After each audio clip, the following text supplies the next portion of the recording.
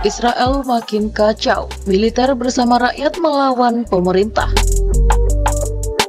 Keadaan yang memilukan dialami oleh Israel, di mana perpecahan antara militer dan pemerintah terjadi.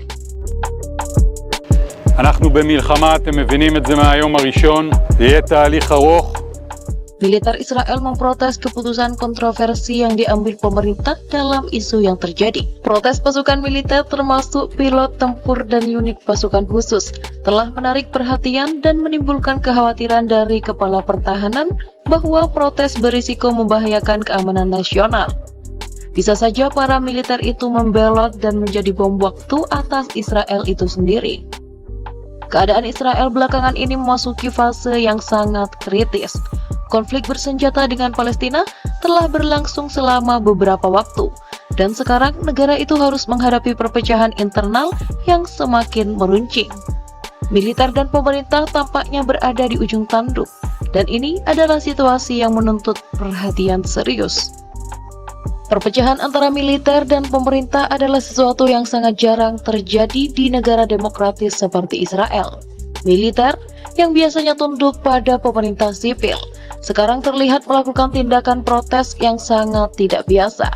Pasukan militer Israel termasuk pilot tempur dan unit pasukan khusus yang notabene adalah tulang punggung pertahanan negara itu telah memberikan pernyataan keras yang menentang kebijakan pemerintah terkait situasi konflik dengan Palestina. Ketegangan ini segera mengundang perhatian Kepala Pertahanan Israel dan pemerintah sipil. Kepala Pertahanan menjadi khawatir bahwa protes militer ini bisa merusak keamanan nasional. Ini adalah situasi yang sangat riskan dan mengancam untuk membuat keadaan semakin sulit bagi Israel. Apa yang mendorong militer Israel untuk melakukan tindakan protes yang begitu tegas? Ada beberapa alasan mungkin di balik perilaku ini. Pertama, tentara Israel telah berjuang di garis depan konflik dengan Palestina. Mereka telah melihat dampak langsung dari pertempuran ini, termasuk korban jiwa dari kedua pihak. Ketika mereka merasa bahwa kebijakan pemerintah tidak hanya efektif, tetapi juga dapat memperburuk situasi, mereka merasa perlu untuk mengambil tindakan. Kedua, ada kemungkinan bahwa protes militer ini adalah ekspresi dari ketidaksetujuan terhadap kebijakan pemerintah oleh sebagian besar warga Israel. Konflik dengan Palestina telah memicu demonstrasi besar-besaran di seluruh negeri. Dan ada tekanan yang kuat dari masyarakat untuk mengakhiri pertempuran dan mencapai perdamaian. Militer mungkin merasa bahwa mereka harus mendengarkan suara rakyat dan bertindak sesuai dengan aspirasi masyarakat.